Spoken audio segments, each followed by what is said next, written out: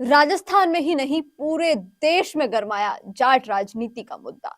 कहीं ना कहीं भारतीय जनता पार्टी जाटों को अपनी तरफ करने की साजिश में लगी हुई है और उस साजिश की शुरुआत हो चुकी है। वो कहीं ना कहीं विधानसभा चुनाव में भी उन्होंने कोशिश की और अब लोकसभा चुनाव को लेकर तो पूरा एजेंडा ही तैयार हो गया है। और भी बहुत सारे मुद्दे हैं, ओबीसी आरक्षण को लेकर भी है, जाट राजनीति को लेकर भी है। इन सभी मुद्दों पर बातचीत करने के लिए हमारे साथ मौजूद है हमारी सीनियर एंकर चेतना शर्मा जी। नमस्कार मैडम। बहुत बहुत धन्यवाद आपका। नमस्कार। जी मैम, जब पिछले कुछ दिनों से मुख्यमंत्री की लगातार चर्चाएं चल रही थी, राजस्थान में मुख्यमंत्री बन चुके हैं, अब लगातार बातें चल रही है कि जो मंत्रिमंडल है उसमें क्या होगा, क्या कुछ चीजें होंगी, हर जगह यही कयास लगाए जा रहे हैं, राजनीति में भी, लोगों के दिलों में भी। लेकिन इसके बीच हाल ही में कुछ तस्वीरें आई हैं। उन तस्वीरों में जो जाटों का जो वर्चस्व देखने को मिल रहा है, जो जाटों की राजनीति का जो माहौल देखने को मिल रहा है, वो बड़ा ही डिफरेंट नजर आ रहा है। क्या कुछ कयास लगाए जा सकते हैं? देखिए, राजस्थान के अगर चुनावों की अगर हम बात करें तो इन चुनावों में जब रिजल्ट्स आए तो ज़्यादातर आप देख लीजिए, अगर जाट चेहरे हैं वो कांग्रेस की तरफ दिखाई देंगे आपको जीते हुए। बीजेपी के पास बहुत कम जाट लोग जीतकर सामने आए थे। जाट विधायक बहुत कम बने हैं। अगर आप रेशो की बात करेंगे तो सिर्फ और सिर्फ 7 विधायक ऐसे हैं जो बीजेपी के पक्ष में विधायक बनकर आए थे। कांग्रेस के पास संख्या ज़्यादा थी।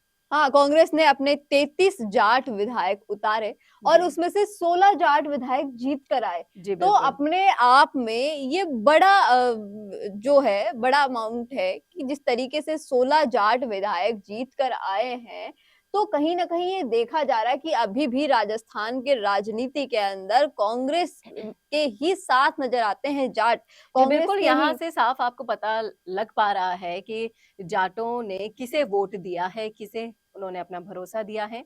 इसी के साथ-साथ अगर हम बात करें जाट राजनीति के गरमाने की, पूरे राजस्थान में नहीं, पूरे देश में जो गरमा रहा है मुद्दा, वो ये है कि धनखड़ साहब ने जब से अपने मुँह से जाति का जो बयान दे दिया है, अपने किसान के बेटे होने का जो उन्होंने हवाला दिया था, उसके बाद जो अपनी बेइज्जती का उन्होंने हिसाब माँगा था, उसका फ़ायदा कहीं न कहीं मोदी-शाह की जोड़ी अब राजस्थान में उठाना चाह रही है।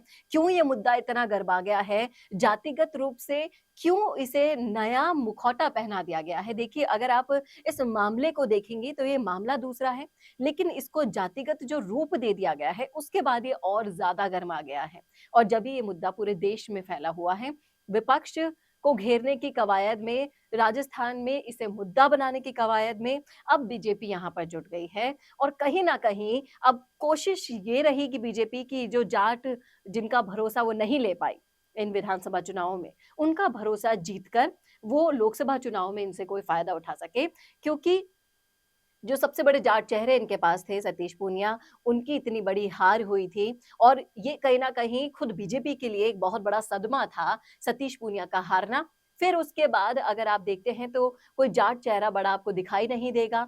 तो फिर और जिस तरह से कांग्रेस को इन्होंने अपना साथ दिया जाटों ने, तो उन सब चीज़ों को अपनी तरफ मोल्ड करने के लिए जो धनखड़ साहब का जो मुद्दा है, उसको भुनाने की कोशिश में लगी हुई है मैम, बीजेपी। कहीं न कहीं एक चीज़ ये भी देखी जा रही है कि जो जगदीप धनखड़ है, उनका जो पद है, पद की गरिमा को मान सकते हैं कि पद की गरिमा आहत हुई है।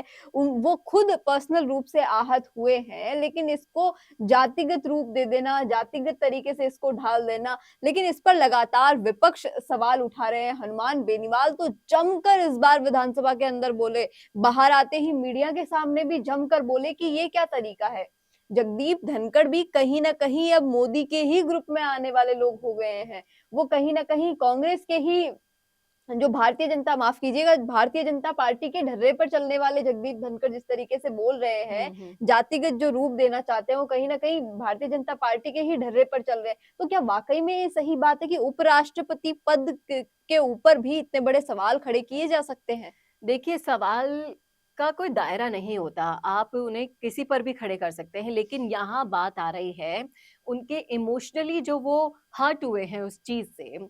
आप उपराष्ट्रपति का जो पद है, आप उस पद पर बैठे हुए इंसान की मिमिक्री कर रहे हो।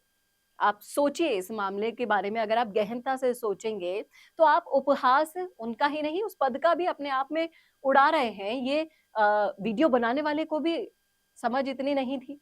राहुल गांधी वीडियो बना रहे थे, जो मिमिक्री कर रहे हैं, उनको भी ये होश नहीं था कि हम कर क्या रहे हैं, कहाँ बैठे हैं, क्या कर रहे हैं। वो अपने घर में नहीं बैठे थे।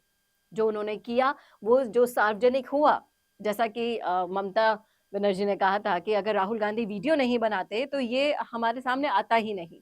आप समझ सकती हैं ना इन चीजों को कि आप उपहास किसी का उड़ा रहे हैं और फिर उसे सार्वजनिक भी कर देते हैं।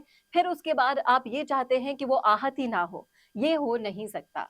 और उपराष्ट्रपति पद है, जो कि पद है, आज प्रधानमंत्री का पद है। आप मोदी जी को कितनी इज्जत देते हैं, उस पद को भी इज्जत देते हैं, प्लस आप मोदी जी के बारे में अगर कुछ गलत सुनते हैं तो कहते हैं, नॉर्मली भी जो बच्चे हैं वो कहेंगे कि आप हमारे प्रधानमंत्री का मजाक कैसे उड़ा सकते हैं, वो प्रधानमंत्री है हमारे देश के। तो इसी हिसाब से उपराष्ट्रपति भी कोई छोटा पद नहीं है। हाँ, और कहीं ना कहीं उपराष्ट्रपति, राष्ट्रपति, इमोशनली मुख्यमंत्री। आहत होके उन्होंने ये कह दिया कि मैं जाट कौम से आता हूँ, मैं किसान कौम से आता हूँ, तो मेरा उपहास उड़ाना आपने, देखिए आप अगर किसी देश से जुड़े व्यक्ति का, जैसे आप सैनिक का उपहास उड़ाएंगे तो पूरे देश का अपमान होता है। सैनिक के साथ कुछ होता है तो वो पूरे देश के साथ जोड़कर देखा जाता है ना। उसी तरीके से इन्होंने अपने साथ जो हुआ वो अपनी कौम से जोड़कर बोला। लेकिन इसको जातिगत मुद्दा बनाना कहाँ तक ठीक है, उस सवाल पे मैं ये कहूंगी कि देखिए, जातिगत फायदा सिर्फ और सिर्फ राजनीतिक फायदों के लिए उठाया जा रहा है। इसका जाति से कोई लेना देना नहीं है। यहाँ पर गलती की है, उन लोगों को माफी मांगनी चाहिए थी, और अगर नहीं मांगी है तो उस पर सवाल उठना तो लाजमी है। लेकिन इस मुद्दे को जातिगत मोड़ देना कहीं ना कहीं बहुत सारी राजनीतिक स्ट्रैटेजीज की तरफ इशारा कर रहा है कि यहाँ पर जो जाट का जो मुद्दा है, जो राजस्थान की सबसे बड़ी कौम है, और संयोग देखिए कि हमारे उपराष्ट्रपति जी भी राजस्थान से ही बिलोंग करते हैं, तो कहीं ना कहीं इन सारी चीजों को मिलाकर जो तथ्य निकलकर सामने आते हैं वो ये है कि ये जो मुद्दा, इसको जातिगत रूप पहनाया गया है, वो सिर्फ और सिर्फ लोकसभा चुनावों में इस जाति का इमोशनली फायदा उठाने के लिए बनाया गया है, जहां तक एनालिसिस हमारा निकलकर सामने आता है। जैसा कि मैम आप सही कह रहे हो, लेकिन कहीं न कहीं ये देखा जा रहा है कि अब जैसे राजस्थान में विधानसभा चुनाव हुए, उसके बाद जैसा कि हमने ज़िक्र किया कि कांग्रेस के पाले में जाटों की इतनी सीट आई, कांग्रेस के पालों में इतने जाट आए, लेकिन भारतीय जनता पार्टी के पास कुछ नहीं बचा। जो जाट थे, वो भी कहीं न कहीं भारतीय जनता पार्टी से इस बार लिप्त होते नज़र आ रहे हैं। लेकिन इस बार जिस तरीके से कांग्रेस ने भी लोकसभा चुनाव को लेकर स्ट्रैटेजीज़ बना ली है, तो वहीं भाजपा भी पीछे नज़र नहीं आ रही है। जगदीप धनखड़ का जैसे हवाला लेते हुए, वो राजस्थान में हो, चाहे वो हरियाणा के अंदर हो, चाहे वो उत्तर प्रदेश के अंदर हो, बड़ा जाट वोट बैंक को वो टारगेट करना चाहते हैं। तो क्या कुछ लगता है कि क्या चीज़ें आगे रहने वाली है? क्या समीकरण बनने वाले हैं? जी बिल्कुल, देखिए समीकरणों की अगर आप बात करेंगे, राजस्थान के समीकरण काफ़ी कुछ बन चुके हैं और काफ़ी कुछ अब बनने वाले हैं। लोकसभा चुनावों में अगर आप उनको टारगेट करके देख रही हैं, तो देखिए इससे बड़े बहुत सारे मुद्दे हैं राजस्थान में बीजेपी के पास, जिनको वो आसानी से भुना पाएगी। लेकिन यहाँ पर अगर हम कांग्रेस की तरफ देखते हैं, तो कांग्रेस ने अपनी हार की गलतियों पर मंथन करना शुरू कर दिया है।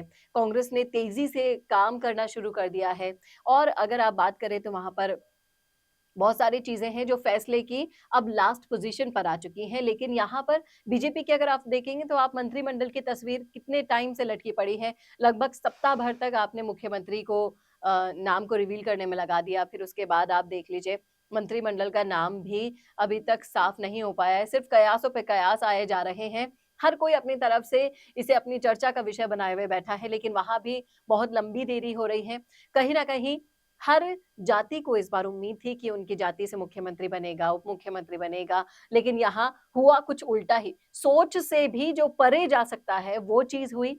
अब कहीं ना कहीं ये सब जातियां डिसाइड कर रही, सोच कर बैठी हैं कि अब तो शायद हमारे तबके से निकले हुए मंत्रियों, कुछ जो लोग वहां पर हैं, उनको अच्छा पोस्ट दिया जाएगा, अच्छे मंत्री बनाया जाएगा। और एक चीज़ लेकिन ये भी देखी जा रही है कि कहीं न कहीं भारतीय जनता पार्टी से जो जाट बड़े चेहरे हैं, हम्म। जो जाट राजनीति है, वो कहीं न कहीं लिप्त होती जा रही है। चाहे हम बात कर लें हनुमान बेनीवाल की, जो पहले भारतीय जनता पार्टी के साथ थे, हम्म। ज्योति मिर्धा जो चुनाव से पहले बड़ा ग्लैमरस तरीके से हर जगह वो सामने आ रही थी, मीडिया में भी आ रही थी। हनुमान बेनीवाल पे रोज़ उनके कोई न कोई बयानबाजियाँ उनकी निकल रही थी, उनकी भी हार हो गई। गई, सतीश पूनिया जो बहुत बड़े दिग्गज नेता है उनकी हार हो गई। तो कहीं ना कहीं भारतीय जनता पार्टी से जो जाट बड़े मुख्य चेहरे हैं वो एकदम लिप्त से हो गए हैं। जी बिल्कुल, और कहीं न कहीं यही कारण है कि जाट समाज अपना नेतृत्व नहीं देख पाता है बीजेपी में, इसलिए उनको वोट भी नहीं कर पाता है। और कहीं न कहीं एक भरोसे की भी बात होती है, वो भरोसा यहाँ डावाडोल हुआ बैठा है।